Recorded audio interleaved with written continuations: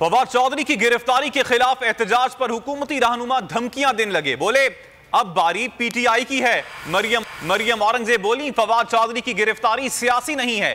उनके खिलाफ election commission ने एफआईआर दर्ज करवाई। अता तारड़ भी बदले निकालने लगे। कहा हमारे रहनुमाओं ने भी जेलें काटी हैं, फवाद चौधरी भी कानून का सामना करें। आबिद शेर अली खुली धमकियां देने पर उतर आए। ये सियासी गिरफ्तारी नहीं है, इस फर्क को समझना पड़ेगा। ये एफआईआर जो है ये किसी सियासी जमात ने नहीं कटवाई, ये इलेक्शन कमीशन ऑफ पाकिस्तान ने कटाई है। आइन के मुताबिक सेक्रेटरी इलेक्शन कमीशन इसका मुद्दई है।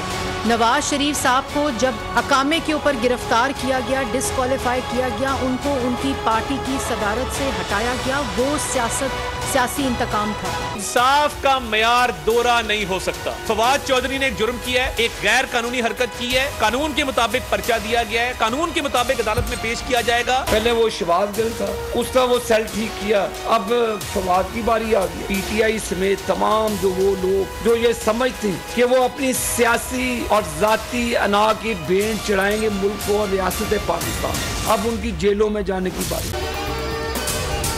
अगर आपको ये वीडियो पसंद आई तो हमारे चैनल को सब्सक्राइब करें और बेल आइकन पर क्लिक करें।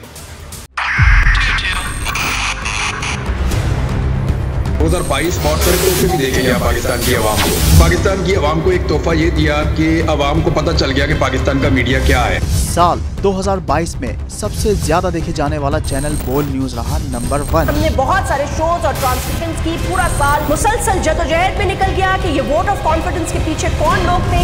तोड़े रेटिंग के सभी रिकॉर्ड। सोशल मीडिया पर भी सबसे ज्यादा तेजी से 2.4 बिलियन व्यूज का संगे मील अबूर किया। एंकर्स को भी आवाम में सबसे ज्यादा मकबूलियत मिली और सोशल मीडिया पर भी बोल रहा सब पर भारी। सब्सक्राइब करें और बेल दबाएं ताकि कोई खबर रह न जाए।